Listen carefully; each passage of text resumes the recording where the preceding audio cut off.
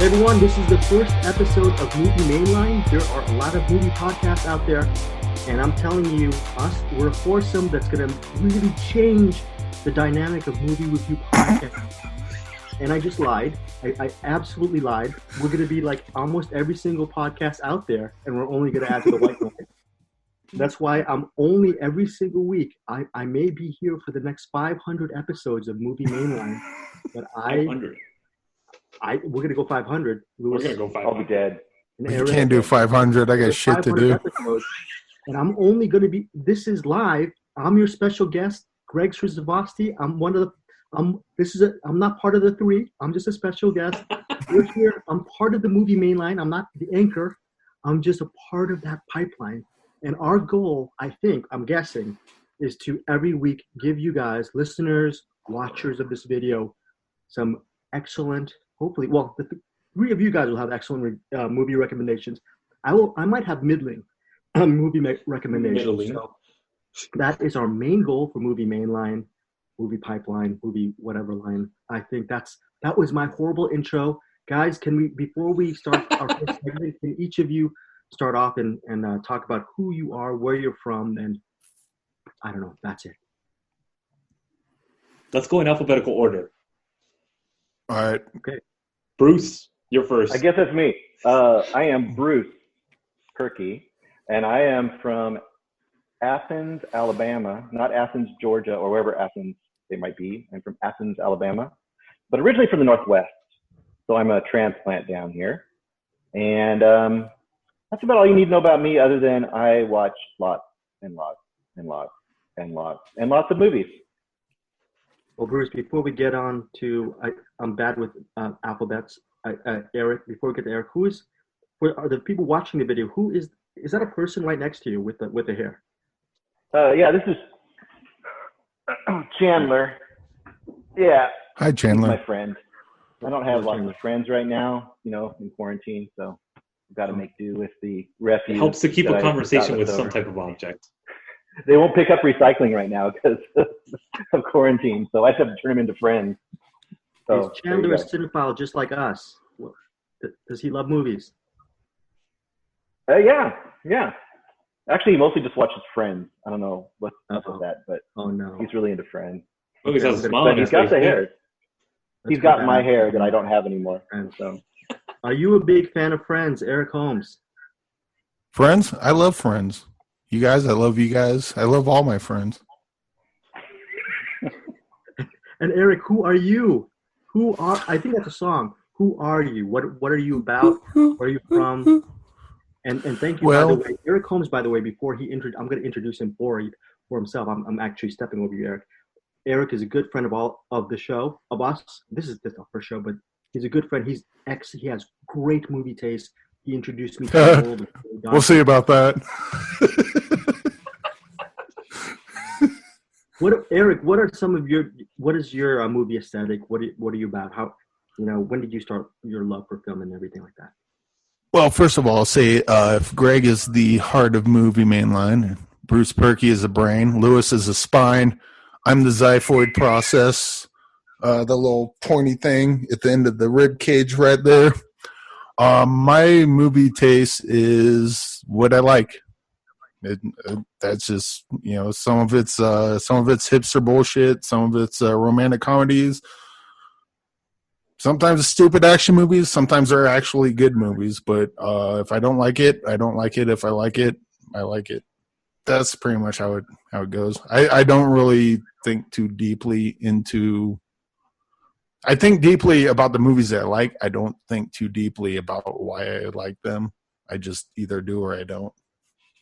Yeah, I'm about the same way right now, because that's how I look at movies, and that's, by the way I look at movies is the wrong way. I prefer your way of looking at movies, Eric. Now we're going to Lewis, who is, like Eric says, the anchor of the pipeline, I don't know about the anchor, but I'm something. Spine. I just said spine. I just wanted to throw a xiphoid process joke in there. You can be whatever part of the body you want. The dick of Movie Mainline's Luis Lacau. That's right. Yeah, you gotta watch out for the little squirts there. But no, I'm actually part of Man Bites Media. You can check us out on any website and all that stuff. But my taste is all over the place, very much like everybody on here. I love movies since I was a kid, and I've always loved movies. I've wanted to talk about movies since I was a kid, and I'm always doing recommendations and stuff like that to people. And that's honestly how I handle. I don't review quote unquote movies. I just talk about them. I'm a fan of movies, all kinds, from all wakes of life. I get shit so much because in like film school, I brought up Fern Gully as my final project because I was like, "This is a fucking glorious movie. It is perfection." And if you actually analyze it, you get it. And everybody, all these fucking hipster shitheads in Miami, looked at me with this face because they were talking about Casablanca and all these like pretentious as fuck films, and I was like, Fern Gully, fuck you guys. This is a glorious movie. Eric and Bruce, have you tried Fern Gully? I believe it's called Fern Gully, The Last Rainforest. Yes. Right? Are both Eric, Bruce, do you co-sign on the magic of Fern Gully? Because I've never seen this movie. What? I have not seen Fern Gully either. As far as cartoons go, I don't have kids of my own, but I live with my nieces and nephews, and they pretty much ruin cartoons for me. So I don't like. I know like there's a bunch of animated movies that are brilliant, and people it's like, dude, have you seen the Studio Ghibli movies, for example? Like people talk about those all the time, and I'm sure they're wonderful, but they're animated, and I am fucking sick of animated movies. I guess that would be my. That would be my blind spot. I've seen like a bunch of them when I was a kid, but once I started watching other people's kids, then they kind of ruin animated movies for me. This was early 90s. I'm not against them. I don't seek them out. This was early 90s. Yeah. It actually has Robin Williams and Tim Curry in it. Wow. Oh, okay. Well, see again, Tim Curry. I'd much rather watch Legend. Oh, I grew up with that too. So. How about you, Fern Gully? Have you seen Fern Gully? I don't think I have seen Fern Gully, actually. I'm going to have to watch it before we have our next episode, and I can check in on that. It's very much like the Don Bluth movies, All Dogs Go to Heaven, that kind of. Bible Goes West and all that stuff. Isn't Don Bluth? Okay. Yeah. You mentioned Don Bluth. Everything I said is complete bullshit. Take back everything I said about that. Don Bluth is fucking awesome. Secret of NIMH, that movie fucking holds. I just saw that. I just saw that like a couple months ago, and that thing holds up. Like, dude, it's still Secret of NIMH is good. Yeah, it's very much that style. It has that dark-esque feel to it, and it doesn't. It's not all happy-go-lucky like all these Disney bullshit movies. It's very dark movie, and it's about environmentalism and all that stuff. But way ahead of the curve on that. Okay, you sold me on Fern Gully. I'm watching that tonight. Once we're done, I'm putting on Fern Gully. And if it's not as good as Don Bluth, I'm going to crawl through the internet. No, I'm not going to do anything about it. I'm just going to be like, nah, I don't like it, and turn it off. But Louis, you said something about the hipsters who were scoffing or eschewing the whole thing about Fern Gully. I remember when in the early 90s, you said early 90s, I was a film critic at the Daily Bruin. And I remember there was a pullout, and it said Fern Gully movie review. And I said to myself, man, who the bleep review that bleeping? See, I don't swear, folks listening to this. I'm going to be the most annoying guest person you've ever listened to, because I'm not going to swear. I'm going to do beeps, and that's horrible. I'm sorry. But I remember, Louis, I said to myself, what kind of person reviews these friggin' cartoons? I'm all about reviewing the next Martin Scorsese movie. So to your point, all those hipsters, AF, that was actually me. And hopefully as the years progress, I'm like you guys, I'm going to definitely watch Fern Gully, The Last It's definitely good. Those people, Louis. It's underappreciated. It's really underappreciated, and it has a good message, and it's not corny as hell and all that stuff. So it's definitely worth a watch. Cool. Now, I want to actually... So a part of this is like we convened last week, and we said for our first episode, we're going to have maybe several recommendations, each of us. So by the end, the listener, watcher will have maybe 10 to 12 good movies to watch, possibly. Yes. And I was just wondering which one of you guys wants to go first with. Should we just go 1, 2, 3, 4, and then each of us go in a rotating circle of doing movie recs. Are we supposed to do 4? I got 11, but I can save some. Overachiever. Wow, Eric. Hey, I like to party. I thought we were going to just like quickly mention a few and then have one that we kind of feature. That's our like featured one for the week. So. Okay. Should we go? Each of us start with a featured first, Bruce? No, I say just go through like some quick ones and where they're at, and then we can each kind of end with our like one that we really would say is our top one to suggest from that week. Okay. I think. I'm going to. Can I call the first person? Yeah. The first person will be Luis. Oh, God damn it! All right. So I'm gonna Big have one that's dick gonna. of the. I'm gonna have one that's gonna piss all of you guys off. Okay. I'm actually gonna recommend Coffee and Kareem. I actually enjoyed this movie. I really enjoyed this movie. It was funny. It was stupid, and it was enjoyable. You know what? I'm having a bad. Luis, are you recording this? Because I heard him say he cut out everything that came through except stupid was the only thing I heard come through on that. No, he said he liked Coffee and Kareem. Yeah. There's a movie, Coffee and Kareem. You can't. I haven't seen it. Is it good? It's good. Is this Starbucks? Because I don't go to Starbucks anymore. Are you talking about the drink? Or this is a movie that you're talking about? Luis? Yes, it is actually good. It's on Netflix. It's Coffee and Cream. It's actually enjoyable. It's that kind of like Grandma's Boys type of thing. You know, it's that over the top, childish, bullshit potty humor, but it is enjoyable. It's really interesting the way that they actually run the comedy is fun. It's Ed Helms being this dad that's wannabe dad that's trying to take on this kid that's ghetto as hell, and the ghetto as hell kid is trying to kill Ed Helms because he wants to be like the stepdad to him, and it just ensues all the madness from there on out. It's just fun. It's stupid, turn your brain off fun. You know, Luis, I'm looking at Bruce right now. He looks like one of the 12 angry men in that film who's ready. You're like the kid who's ready to put you to death. And actually, it'll take Henry Fonda to actually release you. Turn me. He looks more like Tony Danza in the freaking remake where he's like, I got a baseball game to go to. Let's get... This is why Eric Holmes is an amazing human being, because no one in this world would know that he started in the remake of 12 Angry Men. You know what's so funny about this? And I'm so glad. That's my inner hipster coming out. What do you say? What? Oh, I said that was my inner hipster coming out. It's like 12 Angry Men is good, but have you seen the made-for-TV remake? William Friedkin? Yeah. Probably not. It's not a big deal.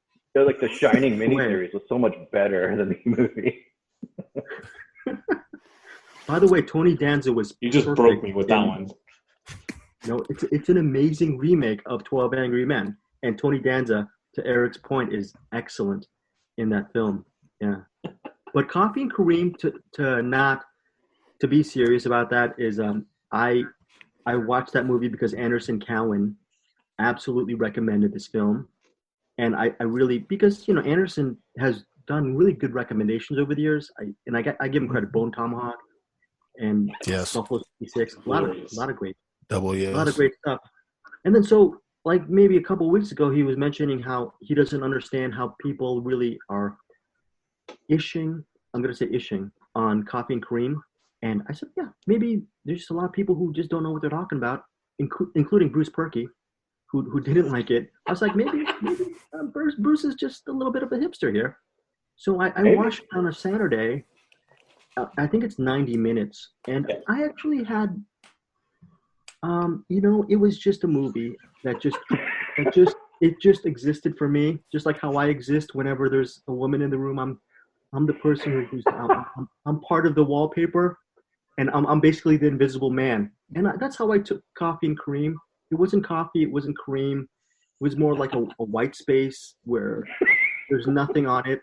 There's more tea and milk for you. But to Lewis's point, though, I think, and in your defense, Lewis, I think there are a lot of people who would enjoy Coffee and Cream because there are some people who will actually enjoy that movie. Just say that. I'm trying to be nice about it, but I think I see people. I think there are people in this world who like that movie. To quote a film vault, it's a Frank movie. Yes, a Frank. That's true. Yeah. The weird thing about comedies, though, and it's been this way for a long time. And I haven't seen Coffee and Cream, so I can't. I really shouldn't speak at all. But Billy Madison, for example, when it came out, just got shit on. Oh, that is so stupid. And then now it's like, dude, Billy Madison's hilarious. Almost Heroes, when it came out, it's like, oh, it's Chris Farley, it's so stupid.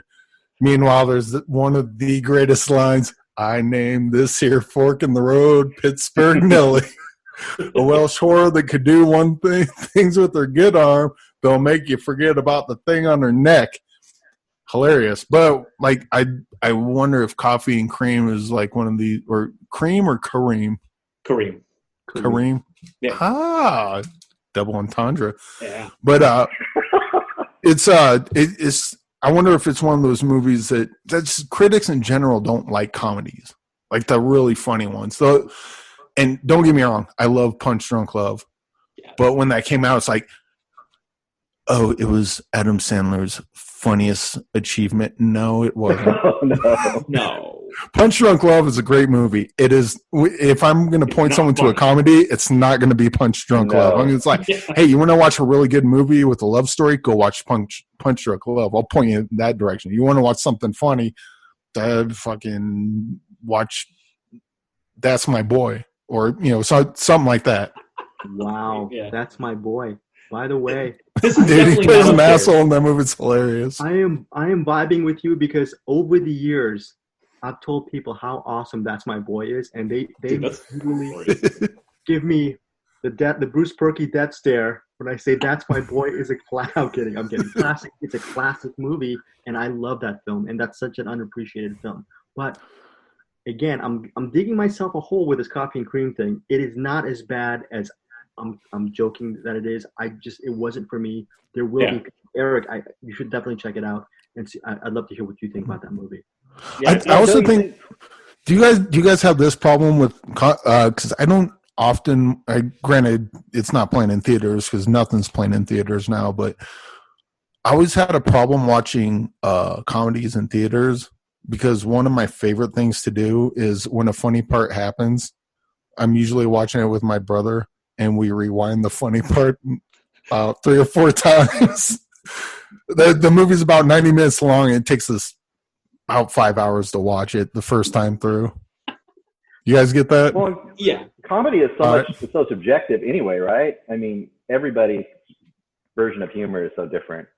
And on top of that, like you said, with your brother you watch it with or whatever, I think a lot of it is like who you're watching it with. When you're vibing with your friends, and you're all into like a movie, I mean, it's kind of your thing and you're sharing it. It's like that experience together makes it almost better than the movie itself, Yeah, one of my brothers, Pat, he watched Little Nicky when it was him and his girlfriend at the time. Yeah. And they went and watched Little Nicky in the theater, and they came out and it's like, oh, it sucked.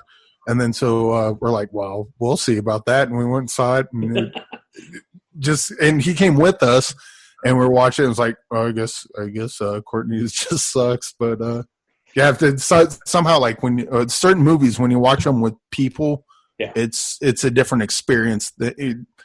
Or maybe you go watch a movie and you're pissed off or not feeling it like that. Yeah. Your life definitely plays a role in how you take it in the first time, and of course, first impressions are important. So if you're going to watch a funny movie with someone that's not funny, then the movie's probably not going to work for you. Maybe if you watch it by yourself, it's not going to work for you. But if you watch it and you're drunk or whatever, and you're with like-minded friends that like stupid humor, that's like, this is the greatest movie I've ever seen it. That's the whole point of comedy, is to watch it with a group of friends. You drink, have a couple drinks and stuff like that.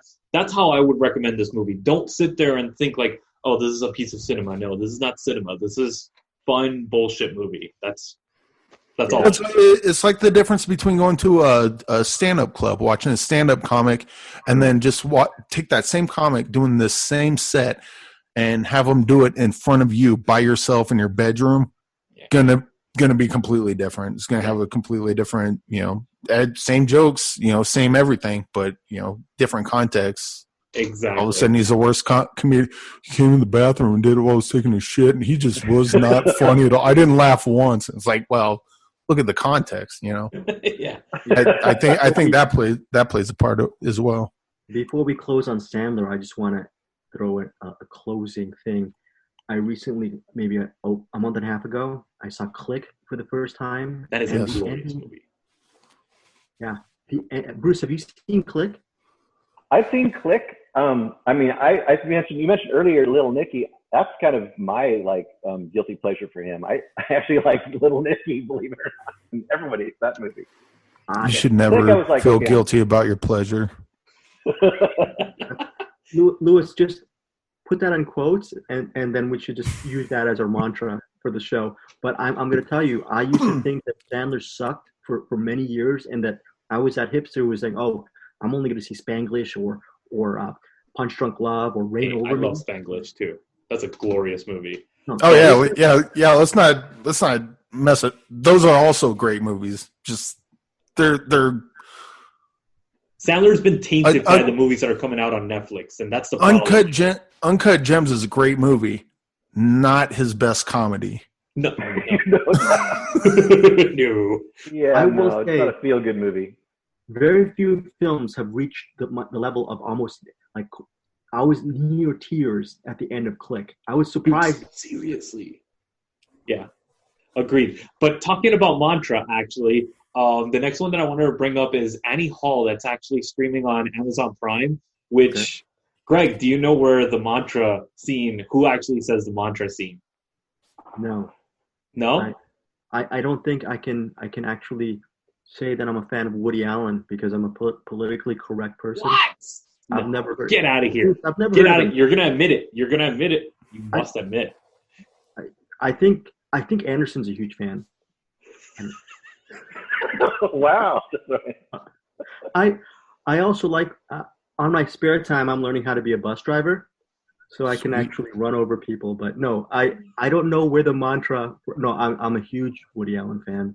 When he's the reason. Jeff Goldblum's.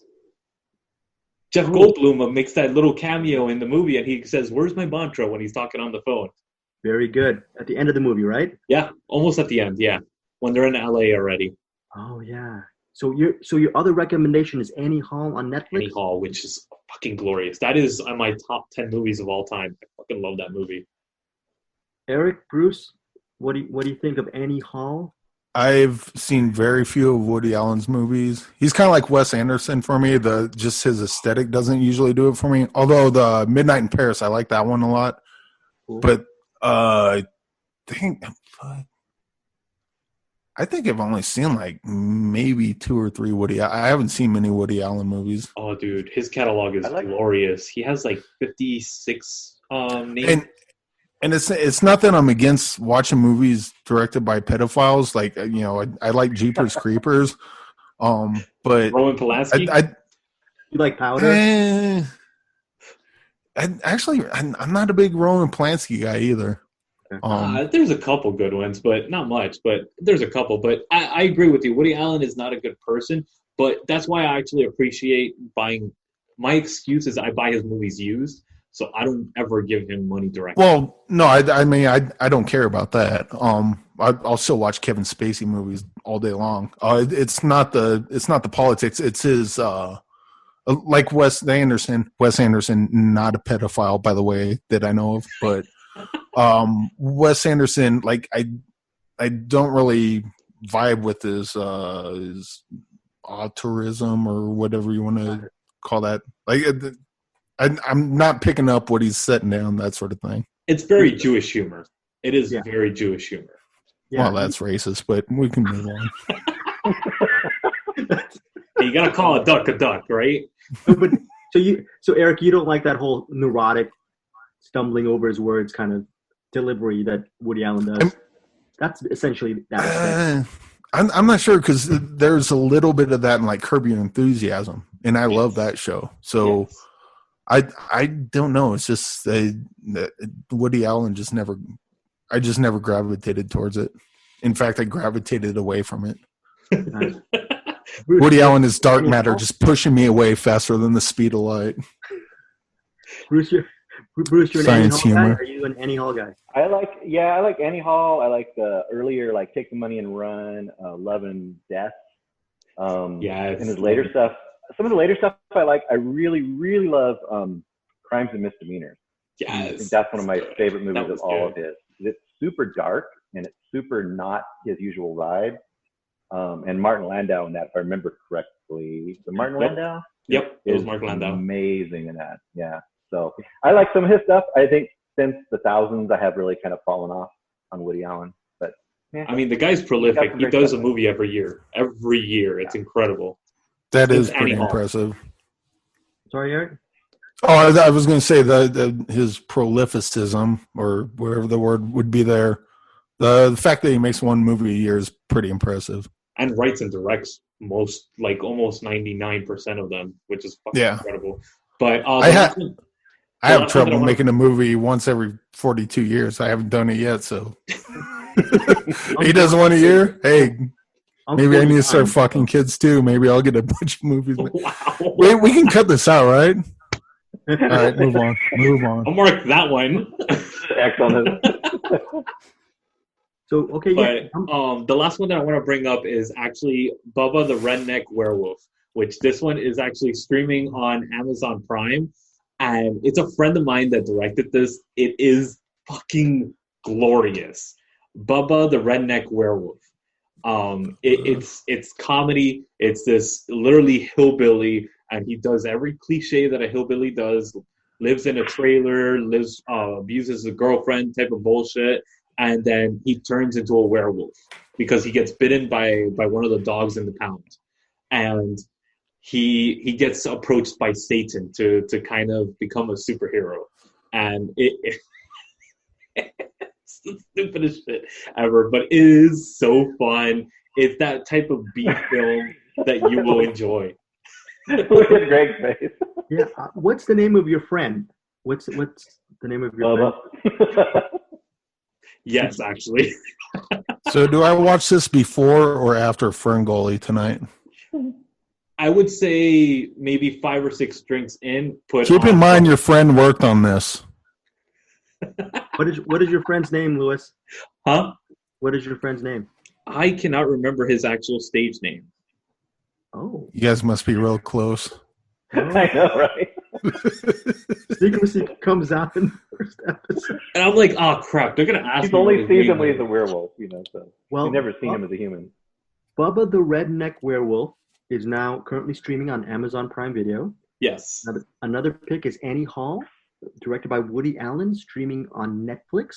Which again, I just wanted to say I'm going to co-sign on that pick. If I always say, listeners, viewers, if you want to get your feet wet into the Woody Allen universe, I think Annie Hall is the one movie that you should go straight into, especially if you're in the need for a relationship comedy / drama. And if you want to learn how to actually write something awesome within that romantic comedy space, you're not going to get anything better than Annie Hall. That's just my personal, like you said, outside activities aside and person aside, it doesn't get better than Annie Hall. Personally, my favorite Woody Allen films are Broadway, Danny Rose, and Manhattan. But that's probably for episode 285, which we're going to probably talk about Woody Allen. And then finally, Coffee and Cream, Lewis is it's a movie that's streaming on Netflix. Yeah. So those are your 3 little mini picks. Yep. I am going to go to Bruce Purkey for your several mini picks now. All right, several mini picks. First up, I've got, I was kind of torn between 2 documentaries, but I think the one that might be most fun for people is the Barkley Marathon, which is on Amazon Prime. And it also takes place pretty close to where I live, which is, I'm in North Alabama, and it takes place in Tennessee. Have you guys seen the Barkley Marathon? Yes. You know Barkley Marathon. Yes. Charles Barkley, like that's how you spell the Barkley. It's the same spelling, Barkley. but not the same person. It's just named after this friend that this guy has. This guy is an extreme runner, and he sets up this marathon, and it's like it only lets like 40 people a year into this marathon, and it's about 200 miles, and they have to run it straight through over about 3 days, and many years no one even gets through it. It's insane, and you only have to pay like I forget what it is, like you pay like $5 to get into it. You pay $5 a T-shirt or whatever thing he's actually requiring that year, and a license plate from the state or country that you're from. And this guy is just like this crazy old hippie dude. So good. So good. Redneck hippie kind of guy, and he based it on when this one the guy who what's his name Earl Ray. What's the guy who tried to I forgot who it was that he tried to kill. The guy who assassinated Martin Luther King Jr. Yes. I believe. That guy actually escaped from a prison and ran away from the prison. And he ran away for so many hours. It was like 80 hours or something. And he only got a few miles. So this guy who started the marathon thought, well, I could have got farther than that. I could have got 100 miles. So that was the basis of this whole race. And very few people have done it. And it's basically the documentary takes place over one of the marathon years. So you get to follow all the contestants, the 40 contestants, to see if anyone makes it. And it's amazing. It's really, really entertaining. It's like 90 minutes long. You could go, for documentaries, it's not dry. It's got full of interesting characters. It's incredible. The founder is the best part. I love that he ran, and that's what the takeaway is, as opposed to like the Baltimore police that saw the Rodney King beating and go, well, I can do that, and then political humor. And never mind. We go on. Greg was anyway, so that's a great one to check out. If you're not really a documentary person, but you want something that's actually interesting and something you've probably never seen or heard of before, the Barkley Marathons on Prime is a great one. The next one I have is called Tokyo! ! Oh, is that the what do you call it? The anthology? It is, yeah. Okay. On Tubi. It's on Tubi, so you can see it for free. And that's the anthology with Michel Gondry is one of the three, and then I want to look up his name here. Leo Carax. I don't know if you know who that guy is. He did Holy Motors, which is another insane movie. Ooh, that's a good one. And the character in Holy Motors, that really crazy, almost homeless-looking guy, that's named Merd, which you can't say, Greg. You can't say Merd. You're not allowed. He is. His story is in this, but he's in Tokyo. And it's this crazy guy who crawls out of the sewers and like terrorizes people and eats money and flowers. You can't describe it. You got to see it. It's a weird thing. And then the last story on there is by Bong Joon-ho. Oh. And it's a really great short. And if you are kind of getting all caught up on all the Bong Joon-ho stuff, this is a really neat little short. Even if you don't like the other two, I think you really like it. I say it's closest to his kind of Mother style of filming than his more sci-fi type stuff. Cool. So that'd be my second choice. Nice. And my biggest choice, and I keep putting this out to the mountaintop, and most people haven't caught on to it yet, I don't think. The entire series of Devs, DEVS, is now available on Hulu FX. And Devs is the miniseries by Alex Garland. And if you like Ex Machina and Annihilation, it's his series. Does it reach that level of Ex Machina? I think so. Oh, okay. My watch thinks I was saying Alex something. Garland, not Alexa. Yeah. It's a satisfying conclusion, all that stuff. No real big flaws. I thought it was pretty excellent. I mean, I think it has all the things that all those other things do. It's a companion piece, I would say, in a lot of ways to Ex Machina in like theme. And the basic concept, I'll just give you the real basic concept on who's in it. I always forget. Nick Offerman is in there. Yes. And Alison Pill.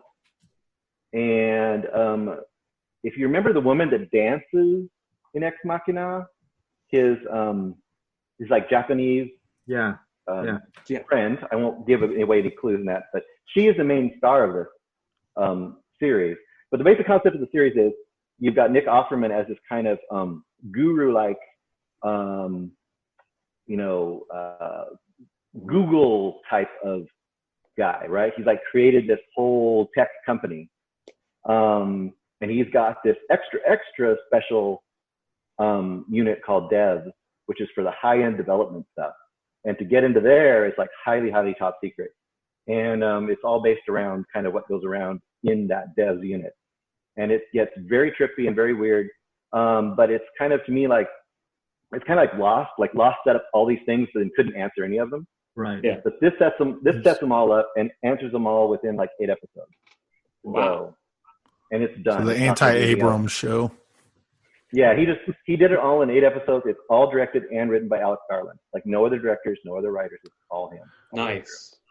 I don't want to talk too much shit, but would it kill J.J. Abrams to think of an ending before he starts writing a script? It's not that hard.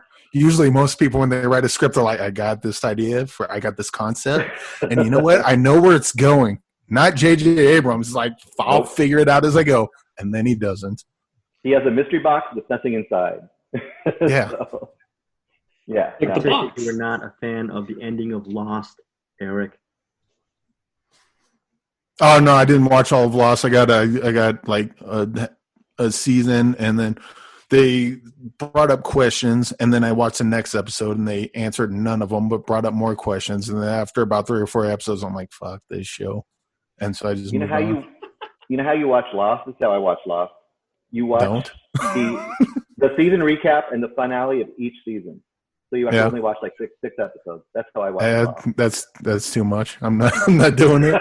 Yeah, I actually enjoyed that show, though. Come on, that wasn't that bad of a show. Yeah, I like the ending. I thought it could have been better if they. I thought so too, but I'm sure it's brilliant. I'll never know because I ain't about to watch the motherfucker. You would, Eric.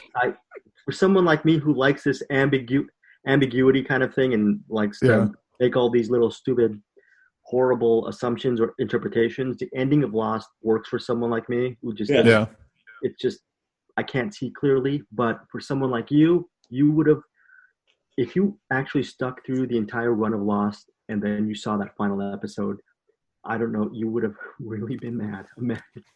You would have flipped your shit. Fucker, now I'm going to watch Ferngully and all seasons of Lost tonight. You guys suck. I got so much homework to do tonight. It's ridiculous. I don't ever want to put you in that state. It's just a frustrating state that a lot of people were in. Thankfully, people like there are frustrating. How do you think I feel? I got to watch Ferngully and all the seasons of Lost. This is ridiculous. And Bubba Redneck Werewolf. Dude, made by Lewis's friend that he doesn't know his name. That's Bubba, I told you. No, that's like his name is even Mitch a bigger Hyman. secret than that mystery box in Lost. Mitch what? Oh, I'm sorry? Mitch Hyman. Mitch Hyman? Yeah. Nice. He has a stage name. That's why. So I'm like, fuck. What's his stage name? Oh. So Hyman's not as. No. All right. Yeah, I was going to say my stage name is Anderson's adopted brother. So, brother, adopted Asian brother. But Eric, what are your picks as far as recommendations that you'd like the listeners, viewers to check out? Hopefully. Well, I got a bunch of them. Went through some old ones. 11? Do you have 11? Yeah. Yes. Yeah, I got 10, and then we talked about. Because we were talking about movies that are streaming, and then one that is only on video. Okay. Yeah. Well, I guess I'll start with that one because I know you guys have probably seen it. Mask with Eric Stoltz about Rocky Dennis. Yes. Okay. As far as I know, that is not streaming anywhere, and I have the DVD. If you watch the movie, you would know that they got Bob Seger on the soundtrack. I got like the director's cut where they put in all the Bruce Springsteen songs that were supposed to be in there originally. And it's a story about Rocky Dennis. Who doesn't love Rocky Dennis? Loved. I guess he can still love someone after they're dead. But yeah, Rocky Dennis. He's a good, hopeful person. And it's got Sam Elliott as Gar. By far one of the greatest names in movie history. Gar. And Eric Stoltz that's like his best. He's so good in that movie, isn't he? I just remember. Oh, yeah.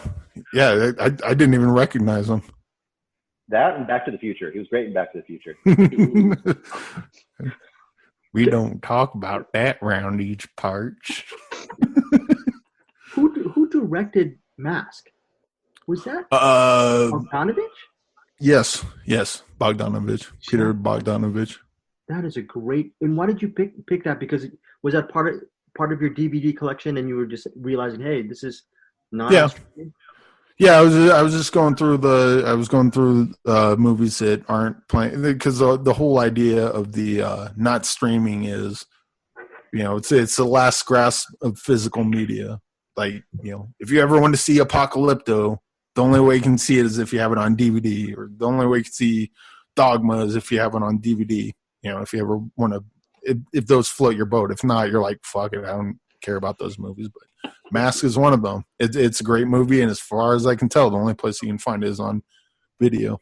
I am a total conspiracy theorist. There are a bazillion streaming platforms out here, and it's just, to me, of course, it's hemorrhaging our money, but what it's also doing is it's misdirecting us regarding movie choices. So we're going to think we have this abundance of choices, but if we're not if our antennas aren't turned on like Eric's, we're going to miss out on Mask or Apocalypto, and then we'll think we have all these choices, but we're actually, a lot of our choices are being winnowed away, I think. Well, the good thing about it, though, or I guess the silver lining, is that there are a fuck ton of fiddlestick ton of nerds around that, like myself and others, I'm assuming you guys are similar, that they collect these things, as opposed to, like, say, lost movies from the 20s or the right, movies that physically don't exist anywhere, because people didn't collect home media back in the day. I don't think that probably didn't start till people rented videos in the 80s, started buying them in the 90s, and then PlayStation 2 came out, everyone was buying DVDs, and so anything that came out, someone has it somewhere. Yeah. So it's not the end of the world. It just makes it that much harder to find, which I think is kind of fun. There's certain movies. We have a store out here called Entertainmart. It's a giant warehouse with a bunch of used movies and video games and stuff, and it's fun to go through there. And I could order Blood In, Blood Out, but it's much more fun to go there and see if I can find the DVD somewhere, because it's like, then when I see it, it's like, holy shit, this thing exists, and then I get all excited about it. And then I watch it and go, okay, that was cool. Now I got to go find the next movie I'm obsessed about. Okay, sorry about the rabbit hole thing, but like for Blood and Blood Out, how about, for example, if it's streaming on a service, right? But you have DVD, there might be a special featurette on that DVD which someone decided is not useful for anybody, and that featurette or extra thing is gone. It's literally, unless you have that disc, it's just gone for. So I'm totally all about physical media. I'm actually going to start buying more. The more streaming outlets there are, the more actually paranoid I do get about the whole thing. Or the audio commentary. Hey, for anyone listening, here's a podcast idea. Go collect all your DVDs and Blu-rays, record the audio commentary, and then just every day put a new commentary on your podcast stream. Bam. Someone's going to be like, oh, where's the podcast, or where's the audio commentary for Cop Dog? Oh, here it is on this podcast. And I'll click on it, watch Cop Dog, and listen to the audio commentary at the same time. Wow. Can we just an idea. Throwing that out there. Take it. That's amazing. You have 10 more recommendations, Eric. What are your other recommendations? Well, okay, let's see. The next one, I'll go with a movie called Lovely Still. It's a Ellen Burstyn, and I forget the guy's name. He was in Ed Wood, the old guy in Ed Wood. Martin Landau. Martin Landau. Yeah. It's directed by Nick Fackler. I believe he's from Omaha, Nebraska, which is where I'm from. I think I met him once in passing. He was friends with my friend Aaron, so that's how I knew about this movie at all. But it's I don't know what I can talk about. It's got a twist ending, and the twist ending is really fucking stupid. However, everything that happens before that twist ending, it's what you ever see a movie that like High Tension is a good example, where the movie's just great all the way through, and if you stop at a certain point, it's like one of the best movies ever. Yeah. But then the ending's kind of like, I wish it didn't go there. Yep. Lovely Still has one of those endings, but everything leading up to it is a really sweet love story between two old people in the twilight years of their lives, and they come together, and here's a woman. I think she likes me. Well, hell, I've been on a date in decades, and I don't know if she's gonna like me. He's sitting there getting all cleaned up and combing his hair and I hope she likes my new tie. I got to comb my hair just right and brush my teeth. And then they go on the date and they hit it off, and it's just a really sweet movie, kind of like how Amelie. That movie is just like pure joy. Yeah. That's kind of what Lovely Still is, and it just goes that way. And towards the end, it hits a dark patch, and then it comes back. And then I've said too much, but just watch it. It's a really good movie. It's just that last little bit. It's like, take that out, and this thing's perfect. The way you're talking about lonely people, it's Lovely Still. I think in Asian markets, specifically in the Philippines and in Thailand, it's called The Story of Greg Srisavasdi. There you go. You'll be 90 years old and go, hello, you're listening to CinemAddicts, and I'm still looking for that special someone. I put on a nice tie. My tie's red, and you like red. I know that. I looked at your Facebook page. I know you guys don't use Facebook anymore or Twitter because this is way, way in the future. And I'm going to stop talking. That's horrible, Eric. I don't sound that normal. So, you can cut all that out. That was a bunch of fucking bullshit. So, Lovely Still. Yeah, Lovely Still. Amazon Prime. I'm sorry. Yeah. Okay. Oh, it's on Tubi, and you can probably rent it everywhere. Okay. It's on Amazon for free. Oh, then there's no reason not to watch it. I'm about to watch Ferngully and Lost tonight, so you guys better watch Lovely Still and tell me what you think of it, because it's pretty great. It to my list. There you go. The next one I want to talk about is Iceman, or Der Mann aus dem Eis. It's a revenge thriller set in caveman times. It is not in English. It's and there are no subtitles, but they say like 4 words in it. Like they're like, this on, and you can figure out he's saying "get out of here," or they're like, "ah," and he must be saying "ah," So that there's not a lot of dialogue. It's damn near a silent film, but it's this Iceman, the Der Mann aus dem Eis, and he goes out hunting to bring, kill an animal and bring food back. And while he's out, a group of other cavemen come across his village and rape and kill everyone and burn the village down. And he's coming back just as they're leaving. And he gets a good look. Well, first of all, he just runs to his wife's thing, and she's dead. There's a little baby that's alive, and he's like, "Oh, thank God, this is all I have." And then he gets a good look at the guys as they're leaving. He's like, "Those motherfuckers! I'm going to get those." And so the rest of the movie is him chasing them down. And it's a movie no one's talked about, but it was I said it was my favorite of last year, but apparently it came out in 2017, but it wasn't released in the United States until last year, as far as I know. And is that a Prime Video, Eric? Or that is also, you can rent it on everywhere. It's not as I know, it's not free. You got to rent it, but is absolutely worth it. And Yeah, if it's I could only find $2 rental. yeah, if I could find a disc of this would definitely be one I would put. Like if they had a special collector's edition, I would buy the box set. And this movie's so good. I love it so much. Wow. The soundtrack is awesome, and it kind of has to be because no one, like I said, they hardly ever talk. It's almost a silent movie, but yeah, everything about Iceman is great, and it's sad that no one talks about it.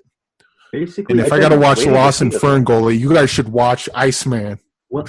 You've been talking about this one for a while. I've been wanting to see this one for quite a while. I'm just going to bust down and pay for it. So yeah. So basically, if you like revenge dramas, this is right up at the top as far as just definitely see. Yeah, I'm a revenge drama guy. Actually, we were just talking about Apocalypto. Kind of similar to it's like Apocalypto and Revenant. It's kind of both those movies smashed into one. Oh, damn. Okay. It kind of reminds me. It sounds a little bit like remember that old Quest for Fire was like that too, sort of, where it was like just no subtitles, no actual language, just Ice Age or not Ice Age people just out there doing their thing. Yeah, and John Leguizamo shows up as a three-toed sloth. It's really good. Oh, I think okay, yeah. He does not actually do that in the movie, but you can imagine how cool it would be.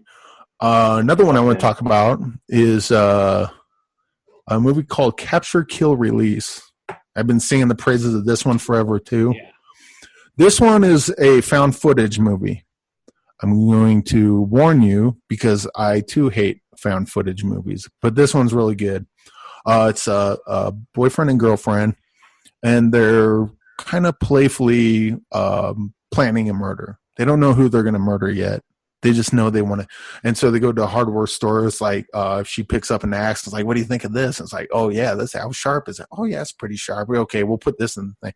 Oh, what else do we need? Oh, we need to get some plastic bags and lay those down because we make cleanup easier. There's going to be a lot of blood. Yes, there is. Yes, honey, there is going to be a lot of blood. And so they're kind of going through this whole thing of planning a murder. And as it turns out, the girlfriend was serious about it. And when the boyfriend finds out that she's taking this seriously, he's like, wait, what, honey? No, I thought we were just playing around. She's like, we're not fucking playing around. You kill that fucking cat. If you can't kill the cat, how are you supposed to kill a person? It's like, I don't want to fucking kill anyone. And then that's kind of what the movie is. And of course it's found footage. So it's one of the two of them holding a camera the whole time. I don't have the name of the actors in it. But what was the title again? Capture, Kill, Release. I should warn you. I recommended this to one of my friends, Steve, and him and his girlfriend Gretchen watched it. And when I saw them next, they hated me. They're like, "That movie sucked. Why did you talk?" And I was like, "I don't know what movie you guys saw, but it wasn't Capture, Kill, Release because that movie's awesome." But I just bring that up because maybe some people won't like it. I thought it was great, and I hate found footage movies, but that was one that did it right. Nick McNulty. Holy shit. Okay. Yeah. He's got some TV show out like Mamelies or something with a clown. I haven't seen that because it's a TV show, and Lost will be the last TV show I ever watched. So. You'll never make it to the end. Eric, before you get to your next thing, I just a quick rewind. I just forgot to ask you this question. On Lovely Still, do you think there are actual people who might like the ending? That's just wondering do you think that ending maybe it's just my only problem with it is it's a twist that didn't need to be there. Okay. Anthony Bourdain, I saw a video of him and he was talking about the perfect hamburger.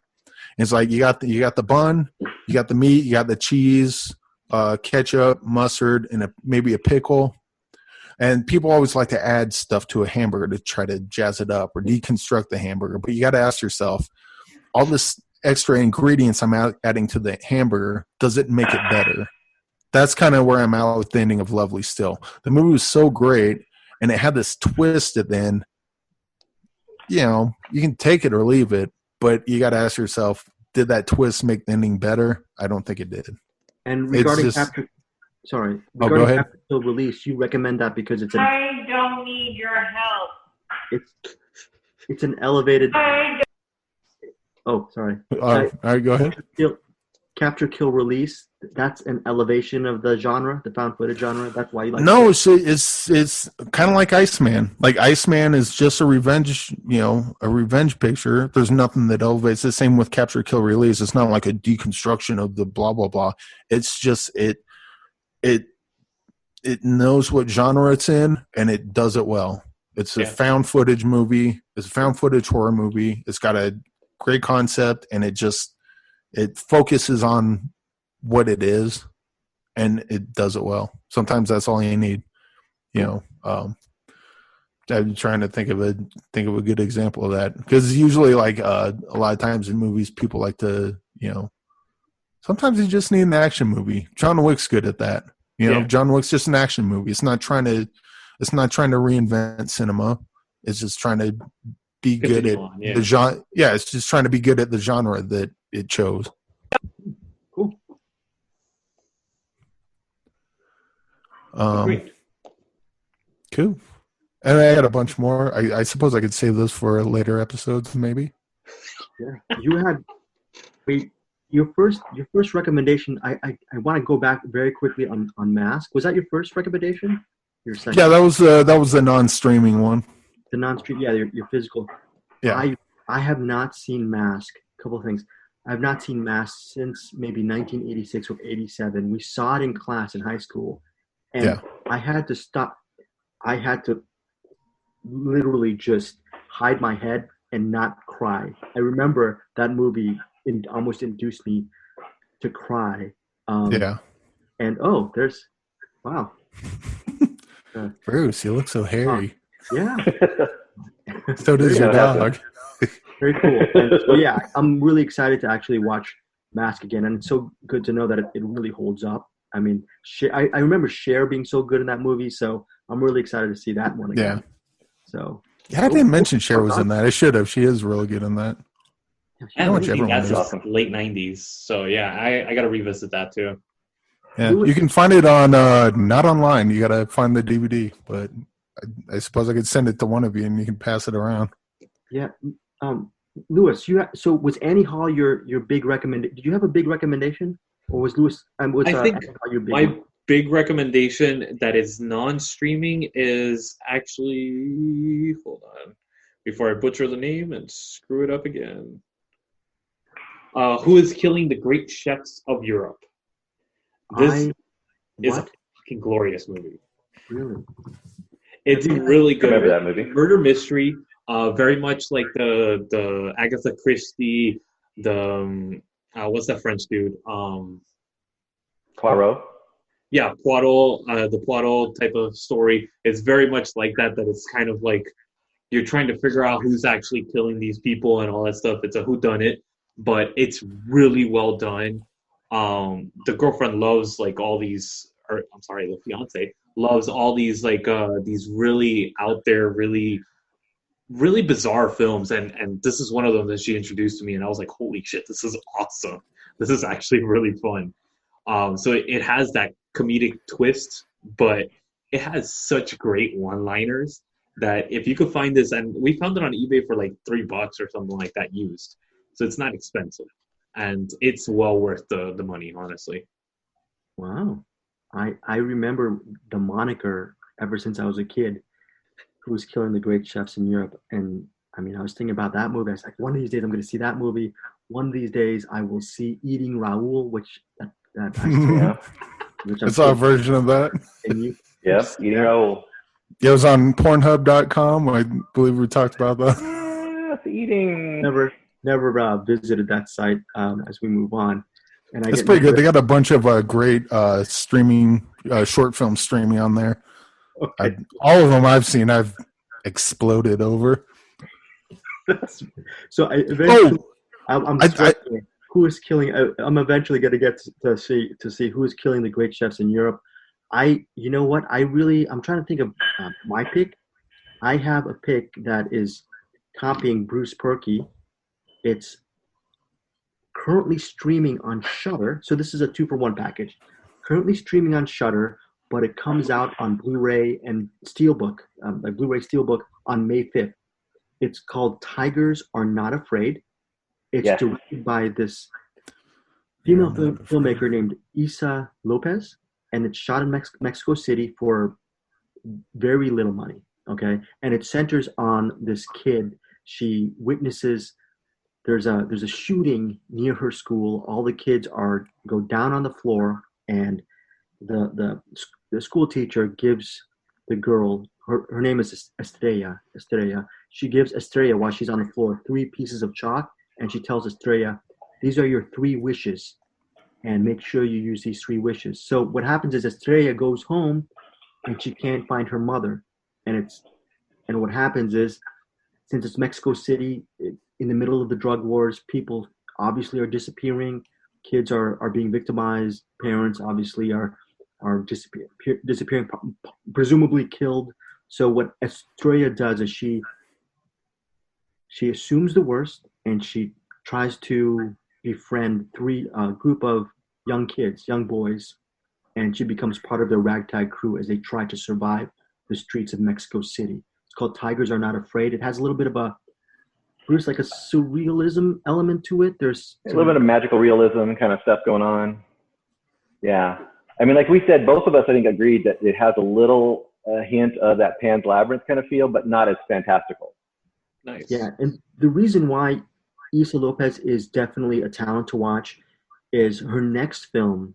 She just finished a screenplay about werewolves that is going to be produced by Guillermo del Toro. Okay, and then her next script, which she just finished, okay, is going to be produced, and I think she's going to direct it too. It's going to be produced by Noah Hawley, and he's the guy who created and produced Legion and that Natalie Portman space movie from last year. But he did Fargo. So this woman, she moved to LA from Mexico City in 2009, and she struggled for a bit, did a bunch of rom-coms, and Tigers Are Not Afraid actually was made and released in 2017, but I have no idea. I mean, like, for example, Bruce just saw it last year on Shudder. It was, I think, I looked up your thing, it was like a top 11 or 12 film for you, Bruce? Yeah, I liked it a lot. I mean, it's one of those low-budget movies where it gets all out of its money. Like, it really gets everything out of the money, and I think a lot of it has to do with it just has some great child actors, and it has a lot of emotion, but it's also just interesting and a weird world that you're not, at least none of us probably have experienced, that. And I think we also kind of mentioned it kind of has a little element of that kind of city of God and that kind of stuff too, where you just got this really dangerous environment and you got kids just living in it, but they're also finding like great fun in the middle of all that and sadness. It's really, really good. It's awesome. It's an amazing film. Streaming on Shudder. It comes out again on Blu-ray, DVD, Steelbook on May 5th. And this goes to Eric's point about physical media.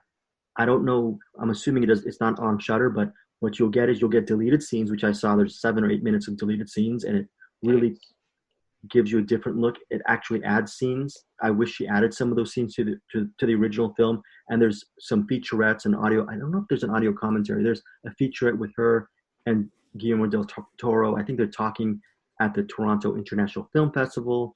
So some really good stuff, some really great special features. One of the special features, I was thinking of Eric, because Eric, you've been really into screenwriting and filmmaking this year, and she had one great piece of advice about how she decided to write what she really wanted to write. And she said when she was down in the dumps and was writing stuff she did not believe in, she decided one of her goals was to, and this is how she got Tigers Are Not Afraid made.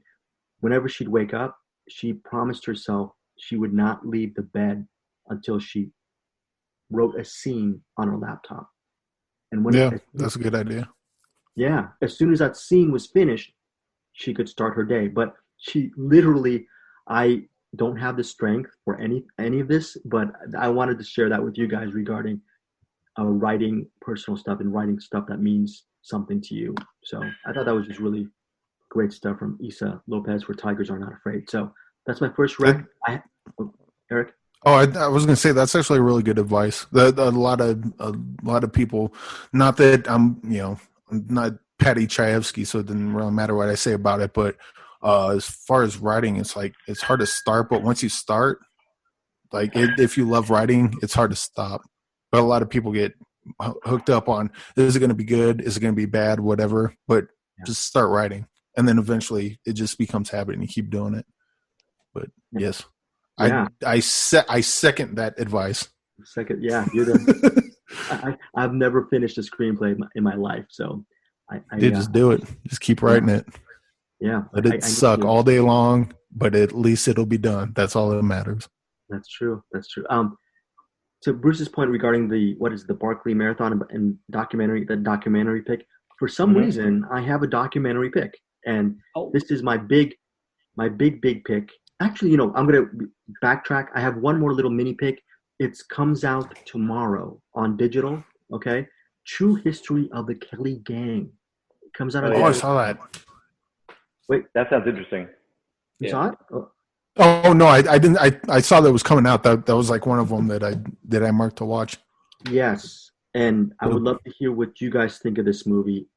I don't know if you've seen the other Ned Kelly films. I think Mick Jagger played Ned Kelly in a film, and Heath Ledger played Ned Kelly. And Ned Kelly's that iconic hero from Australia. He was a rebel, and he was. I think they call him the son of Steve or something, where they lead his family and a group of guys, and they dress up in women's clothing, and they rob people, and basically British colonials, who are exerting their influence on the indigenous people in Australia. So the people in Australia. So it was a kind of a class warfare kind of situation. And Ned Kelly, he's considered a big hero in Australia. So it's a big shoe to fill as far as that goes. But the movie itself, I don't know if you guys are fans of like Orson Welles and the way he shoots Shakespearean films like Othello or Chimes at Midnight. But there's a lot of surrealistic touches in True History of the Kelly Gang. And it's one of those things where at first glance, you might think it's all style over substance, because by the time it was finished, I was thinking, yeah, this is a 4-star movie just because of the style. But as the day progressed, the hours progressed, I actually ended up really enjoying this film. It has a lot of the guy, George McKay, he's the lead in 1917. Well, he's one of two guys in 1917, let's just say that. He plays Ned Kelly, and it also stars Russell Crowe, Charlie Hunnam, Essie Davis. You guys know Essie Davis from The Babadook, which I still haven't seen. Yeah, Babadook. You should see that.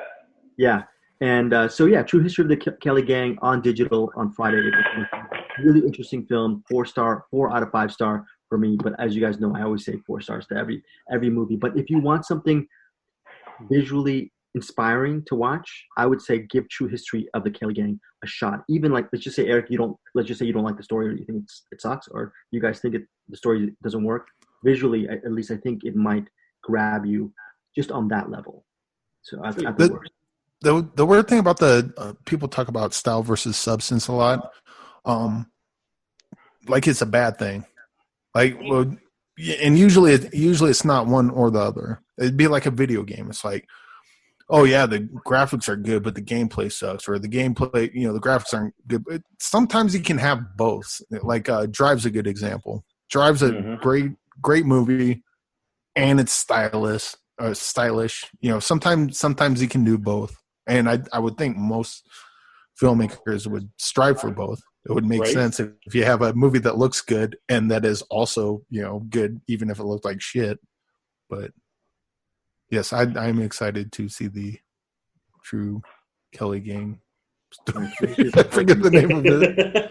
Yeah, it's a weird moniker. It's a True History. I'm sorry, you can cut me off at any time. You just mute me. No. Sometimes I talk too much.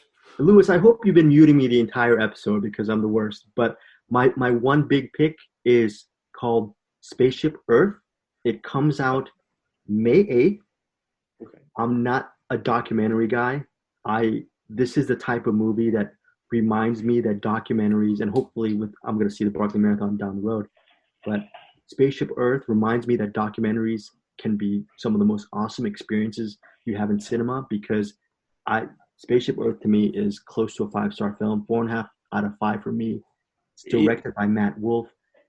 And I don't know if you guys know what this documentary is about, but simple plot. Biosphere, right? The Biosphere documentary? Yes, it's the Biosphere 2 documentary. It's not Biodome, the movie with. Oh, I thought you were going to say it was a. Never mind. Yeah, it's not the Pauly Shore Stephen Baldwin film, but I wouldn't be surprised if Biodome was actually inspired by Biosphere 2. So essentially, what Biosphere 2 is, in 1991, 8 scientists who each of them specialized in a certain field.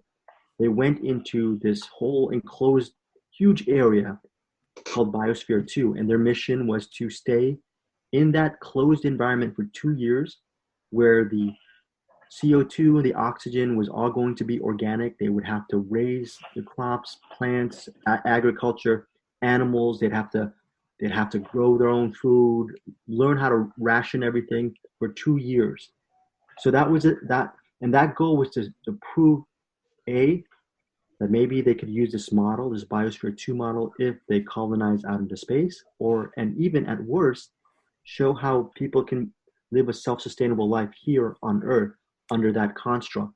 So that's a great idea, but I'm not going to say, I don't know if it's a spoiler because all you have to do is Wikipedia, but let's just say the whole thing didn't go completely sideways, but it was not as huge success as it should have been, right, Louis? It wasn't a huge success, but I think it would turn out more social commentary in the documentary, if I remember right. Yeah. And you said that was Battlefield Earth. I have to check that one out. Battlefield Earth is one of the worst films I remember. Battlefield Earth. Yeah. I'm becoming Battlefield Earth over here. Battlefield Earth, that was something. But it tilts everything. Starring John Travolta and Ghost Dog. Cool, got it. Yeah. But then also along with Battlefield Earth, which by the way I remember watching that at a screening in Westwood, and after watching that, I felt that was one of the worst moments in my life. Literally, just watching movies. Have you guys seen that movie? Yeah. Oh, yeah. Battlefield Earth. Yeah. Hey, you said it comes out in May. I was going to check it out when it comes out, but May 8th. Yeah. Yeah, that movie is something else. But Spaceship Earth, what's cool about this film is it doesn't just talk about Biosphere 2.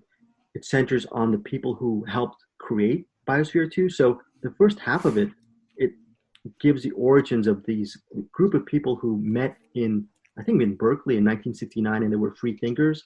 And it's how you see how all the projects they did before Biosphere 2, which are amazing. So Spaceship Earth, it's a little bit misleading because you're thinking it's just about the Biosphere 2. That's maybe about 45% of the film. The first 55% is the thing that grabs you when you realize these people were just were in that free love movement in San Francisco, and they didn't partake in that. They were just hard workers who were just living at that time, and they grew to be these really influential individuals. So Spaceship Earth, May 8th,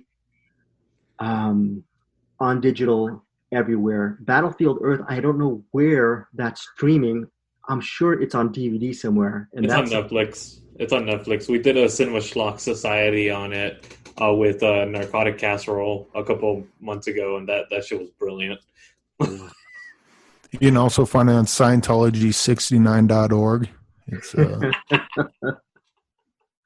yeah, so that's it for me. I was going to say, Greg, don't feel worried about spoiling it, because I don't think you should spoil it, because that's what makes the documentary great, is when it's something weird that people haven't heard about, and they're not going to probably go look it up, and it is going to be an interesting story, and that's what makes it a great documentary, right? It gives you a story. Like I was going to say, next week I'll probably be bringing one, maybe I'm most likely to the stage, that has everything from Kubrick to hardcore gay porn in it. So that makes you go, what kind of documentary is that? That's a nice teaser for next episode. Do you guys want to bring us out? Because actually, I got one more. I got one more movie that I forgot. There's I don't know if you guys heard of this one. It's called Groupers, and you can find it. You can go on AndersonCohen.com and get it on DVD or Blu-ray. It's a movie about two guys, and they're two homophobes, and their wieners are stuck together, and all they have to do is get hard for each other. and then they get out. But do they get out or do they get off? We don't know. You're gonna have to find out and see for yourself in groupers. I heard he's an auteur. Anderson Cowan is a quite. He is an actor, and not in this movie, but he made a badass movie. I think it's fun. I agree. And I think it's funny, and I think everyone should go on Anderson. Is it Anderson Cowan? AndersonCowan.com.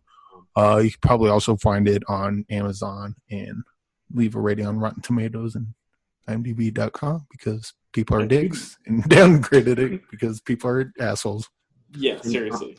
But Groupers is not an asshole. Groupers is a movie, and it's a good one, so go watch Very, very good movie. Groupers, AndersonCowan.com. Anderson's the director of Groupers. Excellent film. Bruce Purkey is also quite the, he's not going to plug himself, but he's quite the YouTube reviewer. You've been reviewing movies on your channel. I don't know how to pronounce it. Rustomeyer, Rustomire. You hard at work doing all those reviews. I'm too lazy to do that, buddy. I've been trying to do like one or two every couple days. So yeah, I've been watching lots of movies. Yeah, I don't know how you do it, man.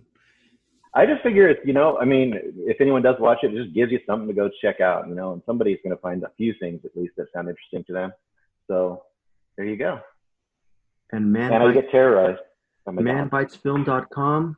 Yes. Louis, you have how many podcasts are you doing? We're doing, right now, we have Cellar Door, which is an audio drama of Lord of the Rings. If you're a fan of Tolkien, this goes into the mythology from creation myth on, and it's actually a retelling of that audio drama with full sound engineering, full soundscape. It's ASMR.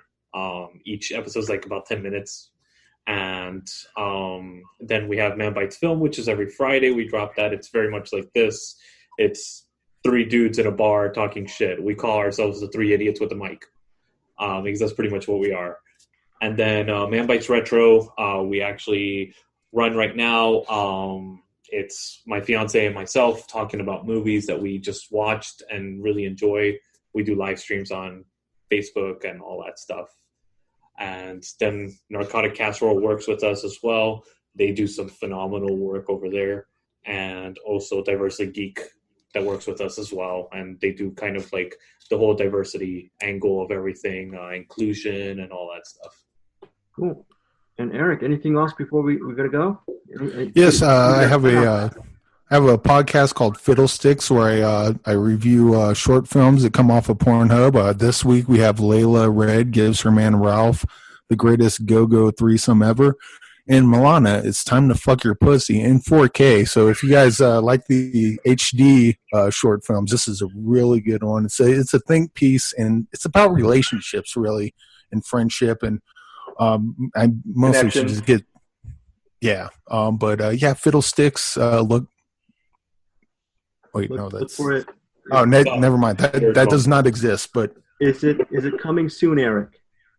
It's coming soon. I wanted to get a smile.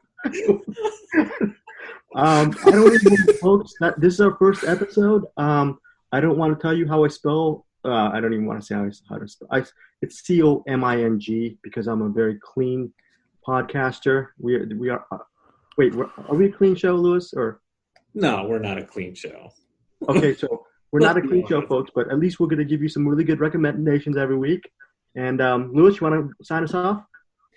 Yes, just thank you guys for joining us, and stay tuned next week.